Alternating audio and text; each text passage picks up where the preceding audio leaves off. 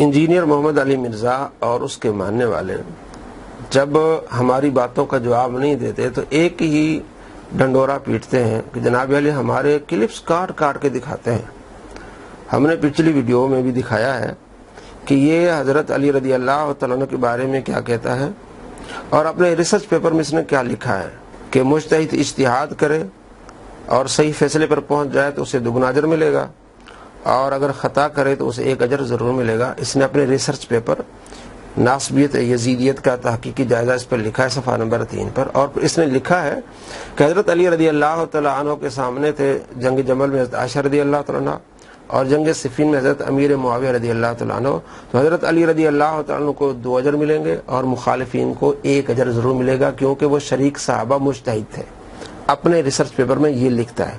لیکن جب اس کے بعد ویڈیوز بناتا ہے تو اسی بات کا مذاق بھی اڑاتا ہے, اپنی باتوں کا مذاق اڑاتا ہے اور کہتا ہے مخالفین کا تو اس میں ذکر ہی نہیں ہے.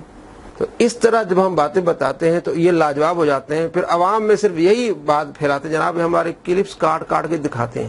بھئی اس میں کوئی چیز رہ گئی ہے؟ آپ کا ریسرچ پیپر دکھا دیا پھر آگے آپ کی بات دکھا دی اور چیز کوئی رہ گئی؟ آپ کو 3 گھنٹے تو مرزا صاحب کا وہ نہیں دکھائیں گے. اور یہ بڑا ان کا طریقہ ہوتا ہے, اس لیے کہ انہوں نے پہلا چینل میرا انہوں نے بند کیا تھا, میں پوری ویڈیو دکھاتا تھا. اب انہوں نے میرا چینل اس نے مرزا نے بند کرایا اسی وجہ سے. تو اب یہ چاہتا ہے کہ اس طرح وہ پوری ویڈیو دکھائی جائے تاکہ ہم یہ چینل کیا کر دیں, بند کرا دیں. اور اس چینل پہ بھی 20 مرتبہ اسٹرائک لگا چکا ہے. یوٹیوب کو کہہ چکا ہے کہ یہ چینل بند کریں. بھائی اگر آپ کو تکلیف نہیں ہو رہی یا آپ یہ سمجھتے ہیں کہ آدھی باتیں بتاتے ہیں تو پھر کیوں کہتے ہیں کہ یوٹیوب اس چینل کو بند کرے؟ تو یہ واضح بات رہتی ہے. ہم نے پورا اس کا جملہ دکھاتے ہیں. قرآن پاک کی آیت پڑھ کے یہ جھوٹ بولتا ہے. جناب علی قرآن پاک میں یا ایھا الذین آمنوا لا تقربوا الصلاۃ, یہ آدھی اگر کوئی آیت پڑھے تو پھر آگے نہ پڑھے. وانتم سکارا تو ایمانا, بھائی جو یہ کرے گا وہ غلط کرے گا. ہم تو آپ کو پورا جملہ دکھاتے ہیں. آپ یہ کہتے ہیں کہ جناب علی المدونۃ الکبریٰ امام مالک کی کتاب ہی نہیں, ان کی طرف منسوب ہے. پھر اگلی ویڈیو میں کہتے ہیں کہ امام مالک کی کتاب ہے. اس میں اور کیا چیزیں رہ جاتی ہے؟ آپ کہتے ہیں نعوذ باللہ جناب علی یہ جو امام ابو حنیفہ رحمۃ اللہ علیہ کی کتاب ہے یہ فقہ الاکبر, پہلے یہ کہتے ہیں کہ یہ ان کی طرف منسوب ہے, ان کی کتاب ہی نہیں, ثابت نہیں. بعد میں کہتے ہیں جناب ان کی کتاب ہے. تو اس میں اور کیا رہ جاتا ہے؟ اب آپ ان کا ایک ویڈیو ہے ان کی اماموں اور بابوں میں فرق, وہ آپ دیکھ لیں. اب ہم آپ کو بتا رہے ہوں اتنے اس میں جھوٹ بولتا ہے. جناب علی سے سوال ہوتا ہے کہ اگر کوئی انگریز مسلمان ہو جائے پھر وہ ہم سے پوچھے, سوال کرنے والے بھی اس نے بڑے فراڈیے رکھے ہوتے ہیں اپنی طرف سے بنا کے کہ اگر کوئی بندہ مسلمان انگریز مسلمان ہو جائے وہ کہے جناب تمہارے پاس تو بزرگ ہی نہیں ہے. پھر جواب کیا دیتا ہے, ہاں جی ہمارے پاس 2 بزرگ ہیں. ایک ہے مولانا احمد رضا خان صاحب بریلوی, انہوں نے لوگوں پر گستاخی کے فتوے لگا لگا کے جناب علی 2 مسلک بنا دی, ایک بریلوی بن گیا اور ایک جو ہے وہ دیوبندی بن گیا. اب یہاں یہ کہتا ہے کہ دوسروں پر گستاخی کے فتوے لگا لگا کے الگ اس نے مسلک بنا دیا, حالانکہ امام احمد رضا نے کوئی نیا مسلک نہیں بنایا. آج بھی اگر کوئی بریلوی کہتا ہے تو وہ ان کی نسبت کی وجہ سے کہ وہ ان کو کوئی شاگرد ہے یا ان سے کوئی محبت, کو الگ کوئی مسلک نہیں ہے. اور اپنی ویڈیوز میں یہ کہتا ہے کہ میں مولانا احمد رضا کا نامکمل مشن مکمل کر رہا ہوں. خوش ہوتا ہے. وہ کیا تھا جناب, مولانا احمد رضا صاحب نے جن لوگوں نے گستاخیاں کی تھی ان پر فتوے لگائے تھے اور یہ فتوے انہوں نے لگانا ان کا حق تھا اور وہ فتوے لگانے کے مستحق بھی تھے کہ ان پر فتویٰ لگے جو گستاخ ہیں. اب وہاں یہ لکھتا ہے کہ اب ان سے جو چیزیں رہ گئی تھی وہ اب میں مکمل کر رہا ہوں اور باقاعدہ ٹائٹل دیا ہوا ہے کہ مولانا احمد رضا کا نامکمل مشن. اب وہ مکمل مشن کیا کر رہا ہوں, میں مکمل کر رہا ہوں. فخریہ طور پر کہتا کہ میں وہ جو ہے مشن کیا کر رہا ہوں, مکمل کر رہا ہوں. اور یہاں کیا کہہ رہا ہے جناب, ایک مولانا احمد رضا صاحب تھے, انہوں نے جی گستاخی کے لوگوں پر فتوے لگائے تو ایک نیا مسئلہ. اب یہاں توہین کر رہا ہے. بھائی کوئی ایک بات تیری ہے کہ نہیں؟ اور اسی کلم میں اتنے وہ جھوٹ بولتا ہے. اب یہاں کہتا ہے کہ اماموں اور بابوں میں فرق. کہتا ہے وہ جو امام ہیں انہوں نے تو کتابیں لکھی ہیں. اب امام احمد رضا خان کو لوگ بزرگ تو نہیں کہتے, بابا تو نہیں کہتے, امام ہی کہتے ہیں نا امام. اور خود کہتا بھی ہے کہ امام احمد رضا, ایک تو کہتا ہے اماموں اور بابوں, کہتا ہے یہ میرے امام ہیں, امام ابو داؤد, امام بخاری, امام مسلم, یہ میرے امام ہیں. یہ تو بابوں کو مانتے ہیں. بھئی آپ ادھر کہہ رہے امام احمد رضا, انہوں نے کہتا ہے یہ دیکھیں انہوں نے کتابیں لکھی ہیں. امام احمد رضا نے کتنی کتابیں لکھی ہیں؟ فاتح رضی آپ نے دیکھا ہے, اس کے علاوہ ترجمہ کیا قرآن پاک کا، تو آپ جو کہتے ہیں اماموں اور بابوں میں فرق ہے، امام کام کرتے، امام لکھتے ہیں اور بابے نہیں لکھتے، تو اپنے آپ کو جھوٹا کر رہے ہو بھائی. ادھر سے کہہ رہے ہو امام احمد رضا بھی کہہ رہے ہو، اور پھر انہوں نے کتابیں بھی لکھی ہیں. پھر آگے کہتا ہے جناب اس کی آپ 4-5 منٹ کی ویڈیو آپ دیکھیں کہ کتنے اس نے جھوٹ بولے ہیں. کہتا ہے اچھا وہ شکر ہے جی، یہ بزرگ کہتے ہیں، امام نہیں کہتے ہیں. لو جی، شروع میں آپ امام احمد رضا کا ذکر کر رہے تھے، تو امام احمد رضا ہی کہتے ہیں، کوئی ہیں تو اللہ کے پیارے بزرگ، لیکن مشہور کیا ہے؟ امام احمد رضا. آپ اس ویڈیو کو دیکھیں، آپ کو معلوم ہو جائے گا کہ کتنا بڑا یہ فرار کرتا ہے. اسی ویڈیو میں کہتا ہے کہ امام احمد رضا کی کتاب ہے بیعت و خلافت، اس میں امام احمد رضا نے یہ لکھا ہے کہ ایک بیعت طریقت ہوتی ہے اور ایک بیعت خلافت ہوتی ہے. اور بیعت خلاف بخاری مسلم میں جو روایات ہیں کہ اگر ایک خلیفہ بیعت لے اور پھر دوسرا اٹھے دوسرے کو قتل کر دو، تو کہتا ہے کہ ساری بخاری مسلم میں جو روایات ہے بیعت خلافت کے بارے میں، ایک بندہ خلیفہ بنتا ہے تو اس کے بارے میں ہے کہ ایک ہی خلیفہ رہے، دوسرا آئے تو اس کو قتل کر دو. بیعت طریقت کے بارے میں تو کوئی روایت ہی نہیں ہے.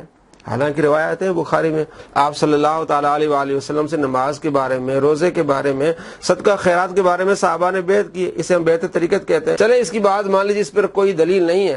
پھر جس وجہ سے اس کو پکڑا گیا، اس کو تھانے میں ڈالا گیا، وہ وجہ کیا تھی؟ اس ایک کلپ تھا جس میں اس نے کہا تھا کہ جناب علی پاکستان کے پیروں کو قتل کر دو، پاکستان کے پیروں کو کیا کر دو؟ مار دو. کہتا ہے جن روایات سے یہ دلیل لیتے ہیں ان روایات میں تو یہ ہے کہ ایک خلیفہ بنے تو دوسرے خلیفے کو قتل کر دو، ان تمام پیروں کو قتل کر دو. اب پیر جو ہے یہ جو بیعت لیتے ہیں، بیعت طریقت ہے نا. پچھلی ویڈیو میں آپ نے کہا کہ بیعت طریقت کے بارے میں کوئی روایت نہیں ہے. جتنی بخاری مسلم کی روایات ہیں وہ کس پر ہے؟ بیعت خلافت پر ہے. اب آپ لوگوں کو قتل پر اکسا رہے ہیں، دہشت گردی پر اکسا رہے ہیں اور کہہ رہے ہیں کہ ان کے پاس یہ دلیلیں ہیں. پچھلی ویڈیو میں آپ نے کہا کوئی دلیل نہیں ہے، اب کہہ رہے ہیں کہ یہ دلیلیں لیتے ہیں اور جناب ان کو قتل کر دو. جس پہ اس کو پکڑا گیا، جب واپس آیا پھر اس نے وہ جھوٹ بولنے شروع کر دیے. جی میرے آدھے کلپ کاٹتے ہیں. جناب آپ دیکھ لیں، ہم نے پورے کلپ چلائے دکھائیں. جناب پہلی ویڈیو میں آپ یہ کہتے ہیں کہ ان کے پاس بیعت طریقت کے بارے میں کوئی ان کے پاس روایت نہیں ہے، کوئی دلیل نہیں ہے. اب وہ اپنی طرف سے بنا کے آپ وہ جو روایت خلافت کے بارے میں تھی وہ آپ ڈال دیتے ہیں بیعت طریقت پر. یعنی اتنا یہ بندہ کنفیوز ہے، لوگوں کو کنفیوز کرتا ہے، اتنا دھوکہ دیتا ہے. آپ اس کی تھوڑا سا آپ دیکھا کریں پچھلی ویڈیو میں اس نے کیا کہا ہے اور اب یہ کیا کرے. اپنے آپ کو جھوٹا کرتا ہے. اور پھر میں نے اس میں اس کو جواب دیا، میں نے کہا یہ دیکھیں، یہ جو آپ دھمکی دی، آپ نے بخاری مسلم کی روایت پیش کی ہیں، یہ بیعت خلافت کے بارے میں ہے. اور جو بھی آج پیر ہے جو اللہ کا ولی بیعت لیتا ہے، وہ یہ نہیں کہتا کہ میں خلیفہ ہوں، وہ تو نیکی پر ان سے بیعت لیتا ہے کہ نماز پڑھنی، روزہ رکھنا. یہ میں نے جب اس کی تفسیر بیان کی تو وہ پھر کہنے لگے جناب انہوں نے اپنی کھینچ کھونچ کے اس طرح کی باتیں کی ہیں. جناب علی کھینچ کھونچ کے باتیں نہیں کی، یہ حقیقت ہے جو ہم نے لوگوں کو بتائی، اور یہ اپنی ویڈیوز میں آپ پہلے کہہ چکے ہیں کہ یہ جتنی روایات بخاری مسلم کی بیعت خلافت کے بارے میں، بیعت طریقت کے بارے میں ہے نہیں. ہم نے وہی بتایا.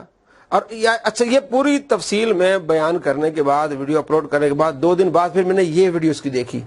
جو میں نے باتیں کی تھی، جو میں نے ریسرچ کیا تھا، وہ اس نے بھی پہلے بتائی ہوئی تھی. تو آپ خود دیکھ لیں کہ کس طرح یہ جھوٹ بولتا ہے، کس طرح. اس ویڈیو کو آپ دیکھیں، اتنے جھوٹ بولتا ہے، اتنے جھوٹ بولتا ہے. جناب انہوں نے فرقوں کے بزرگ بنائے ہوئے ہیں، انہوں نے جناب علی ہمارے تو بزرگ یہ ہیں جنہوں نے بخاری مسلم لکھی ہے.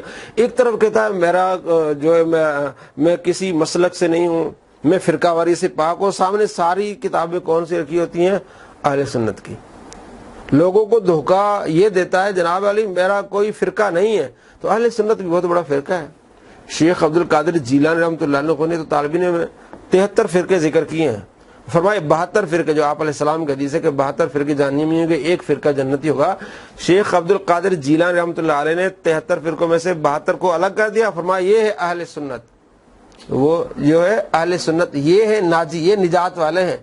تو آپ اپنے آپ کو اپنا سامنے بھی لکھا ہوتا ہے اہل سنت. عوام کو دھوکہ دینے کے لیے، اہل سنت کے عوام کو دھوکہ دینے کے لیے لکھا ہوتا ہے اہل سنت پاک.com، اور یہ کہتا ہے کہ میں کسی فرقے سے تعلق نہیں. اور سامنے جتنی بھی کتابیں رکھی ہوتی ہیں وہ اہل سنت کی، اور کہتا اب یہ اہل سنت کے امام ہیں، یہ بخاری مسلم اہل سنت کے. تو آپ یہ کہا کریں اہل سنت کے نہیں، یہ مسلمانوں کے امام ہیں. تو مطلب یہ کہ اہل سنت کہلانا یہ ایک امتیازی بات ہے، کیونکہ آپ صلی اللہ تعالیٰ علیہ وآلہ وسلم کے صحابہ کے زمانے میں اس طرح کے لوگ ہوئے جو صحابہ کا انکار کرنے لگے، صحابہ سے جنگیں کرنے لگی، جس طرح خارجی ہیں. تو مسلمانوں نے کیا کہا؟ اہل سنت و جماعت، کہ نبی علیہ السلام کی سنت کو ہم نے پکڑنا ہے اور صحابہ کے طریقوں کو ہم نے کیا کرنا ہے؟ پکڑنا. اس لیے اپنا امام محمد بن سیرین نے صحیح مسلم کے مقدمے میں امام مسلم نے لکھا ہے کہ امام محمد بن سیرین کہتے ہیں کہ ہم روایات اہل سنت سے لیتے ہیں. تو اگر اہل سنت کے لانا فرقہ واریت ہے تو امام مسلم کے بارے میں کیا کہتے ہو؟ امام محمد بن سیرین جو 70 صحابہ کے شاگرد ان کے بارے میں کیا کہتے ہو؟